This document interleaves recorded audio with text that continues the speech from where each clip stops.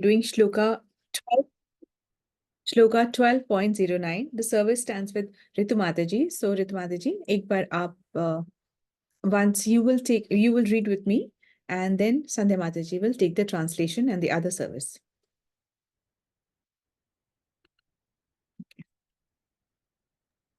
12.09 Bhakti Yoga is the chapter. Ath chittam samadhatum na shaknosi maya sthiram abhyasa yogena tatto mam ichchaptum dhananjaya. Once again. Achittam samadhatum na shaknoshi maya sthiram abhyasa yogena tatto mam ichchatum dhananjaya.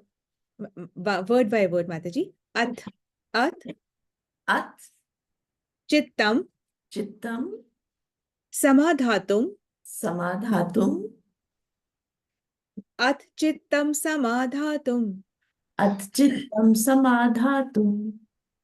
na shaknoshi maya sthiram na shaknoshi maya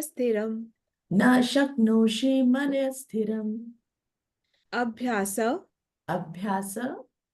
yogena tatto abhyasa yogena tatto mam ichchaptum dhananjaya mam ichchaptum dhananjaya. Okay, Mataji. Achittam samadhatum na shaknoshi maya sthiram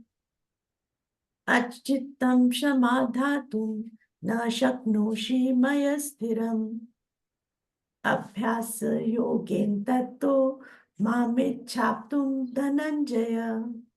Beautiful, Mataji. Very nice. Thank you so much, Mataji. Yes, Sandhya Mataji. Hare Krishna, Dhanva Pranam Mataji. Dhanva Mataji. Achittam samadhatum na shaknoshi mai sthiram abhyasa yogena tato mam ichchaptum dhananjaya. हे अर्जुन, हे धनंजय, यदि तुम अपने चित्त को अविचल भाव से मुझ पर स्थिर नहीं कर सकते तो तुम भक्ति योग के विधि विधानों का पालन करो। इस प्रकार तुम मुझे प्राप्त करने की चाह उत्पन्न करो। माता जी आगे पढ़ना है। नहीं माताजी, थैंक यू सो मच माताजी। अचित्तम समाधातुम, यदि मन को लगाने में समर्थ, न शक्नोषि मय स्थिरम, मतलब समर्थ तुम नहीं हो। किस में समर्थ नहीं हो? मुझ में अपने मन को लगाने में समर्थ नहीं हो, मुझ में स्थिर भाव से तुम अपना मन नहीं लगा पा रहे हो। अभ्यास योगेन तत्तो, मतलब अभ्यास योग के द्वारा, तो फिर अभ्यास योग के द्वारा माम इच्छा तुम धनंजय, मुझे इच्छा करो प्राप्त करने की। तो कहने का तात्पर्य है कि यदि तुम मन को स्थिर भाव से मुझ में लगाने में समर्थ नहीं हो तो हे धनंजय अभ्यास योग के द्वारा मुझे प्राप्त करने की इच्छा करो। अभ्यास योग क्या है ये हम जानेंगे। तो अभी ये कंटिन्यू हो रहा है कल वाले श्लोका से। कल वाले श्लोक में भगवान ने दो चीज मांगी थी, दो चीज मांगी थी। एक क्या बोला था? एक बोला था अपने मन को मुझ में लगाओ, और दूसरा क्या कहा था? अपनी बुद्धि, अपनी इंटेलिजेंस को तुम मुझ में लगाओ, ये उन्होंने कहा था। पर अगर से जब तुम ऐसा करोगे तो क्या होगा? जब तुम अपने मन को मुझ में लगाओगे, मन मतलब तब तुम्हारे माइंड, मन मतलब क्या होता है? माइंड। जब तुम मन को लगाओगे तो तुम्हारा जो फीलिंग्स है, तुम्हारा जो भाव है, उससे प्रेम उत्पन्न होगा, इमोशंस जो है वो मुझ में लगेंगे। और अगर इमोशंस नहीं लगते तुम्हारे मुझ में ऑटोमेटिकली, तो तुम अपनी बुद्धि से, अपनी इंटेलिजेंस से मुझे समझने की कोशिश करो, यानी कि शास्त्र पढ़ने की तुम कोशिश करो, ऐसा उन्होंने कहा। ऐसा करने से क्या होगा? जब तुम ऐसा करोगे तो तुम्हें मुझसे प्रेम होने लगेगा, तुम्हें मुझसे संपर्क होने लगेगा, तुम मुझसे कनेक्ट कर पाओगे। ठीक है? तो और जो ऐसा करता है फिर वो मुझ में ही रहता है। जब हम भगवान को अपने दिल में जगह देते हैं तो भगवान भी अपने दिल में हमें जगह देते हैं। जब हम भगवान के बारे में सोच रहे होते हैं तो ये मत सोचिए कि एक तरफा है, तुरंत उसी वक्त उससे भी बहुत ज्यादा भगवान हमारे बारे में सोच रहे होते हैं। भगवान तो बहुत आतुर है हमें रिसीव करने के लिए। सब मंदिरों में हमने देखा है भगवान खड़े होके रिसीव करते हैं अपने भक्तों को। कहाँ बैठे हुए हैं? भगवान तो खड़े हुए हैं, हम आते हैं भगवान खड़े हैं। तो यदि से तो हम बैठ करके भगवान का भजन करते हैं तो भगवान खड़े होके सुनते हैं। यदि हम खड़े होकर भगवान का भजन करते हैं तो भगवान नाच करके करते हैं। और यदि हम नाच करके भगवान का भजन करते हैं या सुनते हैं तो क्या भगवान हमें आलिंगन कर लेते हैं, हमारे हमारे को एकदम एम्ब्रेस कर लेते हैं, हक कर लेते हैं, ऐसे करते हैं। तो ये भगवान तो हमसे ज्यादा आतुर है हमें रिसीव करने के लिए।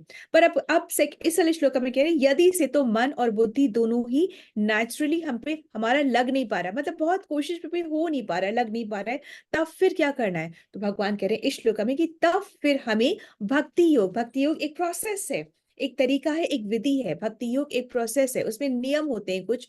तो भक्ति योग के रूल्स एंड रेगुलेशंस को सिंसियरली, बहुत ऑनेस्टी के साथ, सिंसियरिटी के साथ, ईमानदारी के साथ आप इसको फॉलो करें। तो इससे क्या होगा? फॉलो करने से ये होगा कि जो इच्छा है भगवान का संग करने की, भगवत धाम को प्राप्त करने की, वो इच्छा तीव्र हो जाती है। अभी तो क्या है कि अभी तीव्र नहीं है इच्छा। अभी क्या है कि हमें हमें ना फिलॉसफी पसंद आई है। अभी क्या होता है, हमें फिलॉसफी पसंद आई है, हमें कोई भगवान से बहुत प्रेम नहीं हो गया है।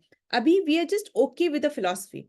संसार में क्या होता है, सारी जो भावनाएं हैं या जो सारे रिश्ते हमारे जो हैं वो किसी वजह से ही हैं।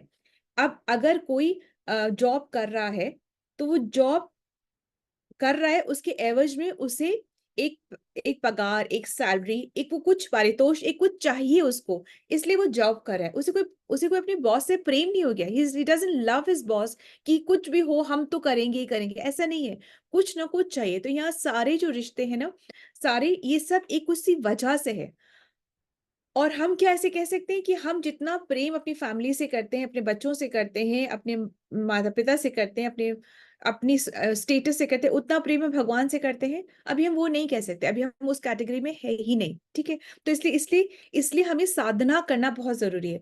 इसलिए जो हम कहते हैं ना, एक जो ग्रूमिंग होती है, एक जो तौर तरीके होते हैं, उसको फॉलो करना बहुत जरूरी है। अब जैसे अगर अगर हम तिलक लगाते हैं तो बोलेंगे लोग ये दिखावा करने की क्या जरूरत है, भगवान तो हमारे मन में बसते हैं, ये माला लेके क्यों जपते हो? हम तो दिन भर जपते रहते हैं, हमारी तो सांस सांस में भगवान का नाम निकलता है, सांस सांस में हम भगवान को याद करते हैं।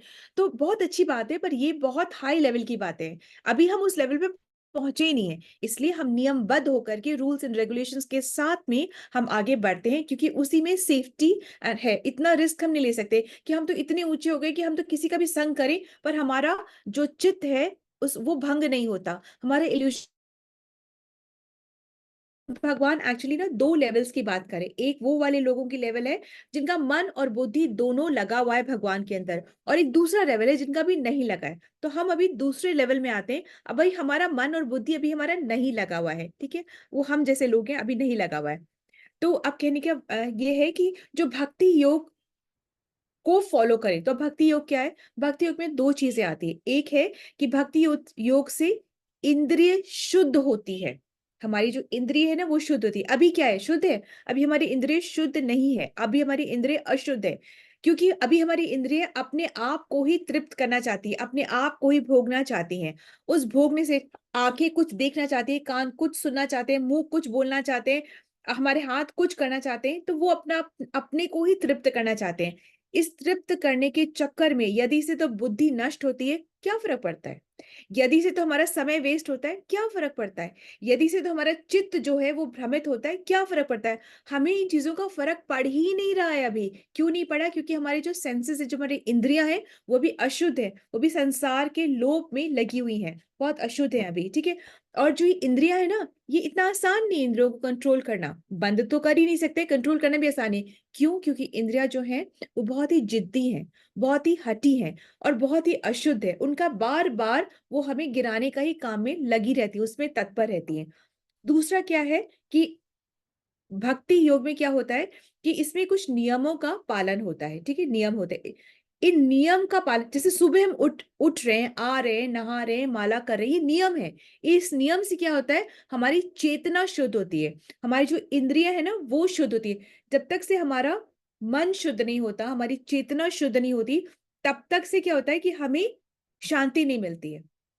हम हमारे अंदर एक एक कोलाहल, एक एंजाइटी, एक स्ट्रेस चल ही रहा होता है, परंतु हम ये कह नहीं सकते हमारे मन में तो भगवान बसे, अभी नहीं कह सकते। हमारे मन में बहुत अनर्थ है, बहुत ज़्यादा एंग्ज़ायटी है, स्ट्रेस है, बहुत कुछ चल रहा है। परंतु वो होता है, वो है, परंतु उसको एक तरफ साइड में करके जो हमारा नियम है, जो हमारी साधना है, उसको हम दृढ़ता से, सिंसेरिटी से फ़ॉलो करते हैं, तो क्या होता है, ये साधना इतनी इफ़ेक्टिव, इतनी इतनी ग्लो करती है कि हमारी एंग्ज़ायटी वगैरह को सहने की हमें क्षमता आ जाती है। ऐसा नहीं है कि ये हमारी खत्म हो जाएँगे, हमारे जो अनर्थ, ऐसा नहीं है कि हमारे कर्म से जो हमारे अनर्थ है वो एकदम से खत्म हो जाएँगे। क्यों नहीं होंगे ये खत्म? क्योंकि ये जन्मों से चले आ रहे हैं। हमने जन्मों से उनको बहुत पाल-पोस के बड़ा किया है, तो नहीं खत्म होती इतनी जल्दी। अहंकार नहीं खत्म होता है, जेलसी नहीं खत्म होती, हमें गॉसिप करने की आदत नहीं खत्म होती, हमें आँखों को मूवीज़ देखने की रुचि नहीं खत्म होती, कानों को फ़िल्मों के गाने सुनने की रुचि नहीं खत्म होती। इससे टाइम वेस्ट होए तो होता रहे, हम नहीं करते, परंतु फिर भी ये है तो है, साधना को दृढ़ बनाते हैं, तो इसका जो अटैचमेंट है वो थोड़ा-सा कम हो जाता है और साधना बढ़ जाती है। तो साधना जब बढ़ जाती है तो ये जितने भी अनर्थ आते हैं, उनको सहने की शक्ति हमारे पास आ जाती है। ठीक है? तो ये होता है। तो अब क्या होता है कि जो अज्ञानी होते हैं उनको पता ही नहीं है कि मनुष्य जीवन का जो अल्टीमेट जो गोल है या अल्टीमेट जो बेनिफिट है, वो बेनिफिट क्या है? वो भगवत या विष्णु या कृष्णा की प्राप्ति ही अल्टीमेट बेनिफिट है। ये अज्ञानियों को पता ही नहीं है कि ठीक है? तो ये अब ये हमें कैसे पता चला? जब हमने संग किया, जब हमने भगवत गीता पढ़ी, जब हमने अपने डाउट्स के साथ हम बैठे नहीं, उसको हमने बातचीत करके हमने उसको क्लियर करा, तब हमें इन चीज़ों का पता चला कि भगवत प्राप्ति, कृष्ण प्राप्ति, विष्णु प्राप्ति, ये ही जीवन, मानव जीवन का अल्टीमेट बेनिफिशियरी लक्ष्य है। ठीक है? इसी से। तो अब इच्छाएँ आती हैं, हमें भी भोग करने का मन करता है, इच्छाएँ अटैक करती हैं, सब कुछ होता है। परंतु जब गुरु, साधु और शास्त्र इनकी शरण में रहते हैं, तो फिर ये चीज़ों से फाइट करना भी हमें आ जाता है। ठीक है? स्पिरिचुअल वर्ल्ड में सब एक फैमिली के जैसे रहते हैं। यहाँ भी रहते हैं फैमिली के जैसे, परंतु यहाँ पे हम हमारी इंद्रिय तृप्ति होती रहे तब तक हमारा मन लगा रहता है।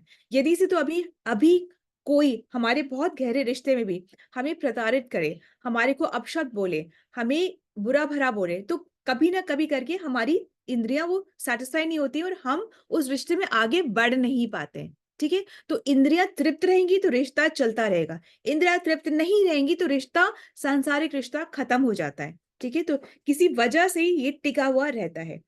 तो अब 2 चीज़ें हैं, इंद्रियों को शुद्ध भी करना है और शुद्ध करके क्या करना है? उसको सेवा में लगाना भी है। ये सारी इंद्रियों को शुद्ध भी करना है और शुद्ध करके हमें सेवा में लगाना है। और इसको करने के लिए हमें कुछ चीज़ें हैं, नियम है फॉलो करने कि गुरु, साधु और शास्त्र की शेल्टर में रहना है, संरक्षण में रहना है।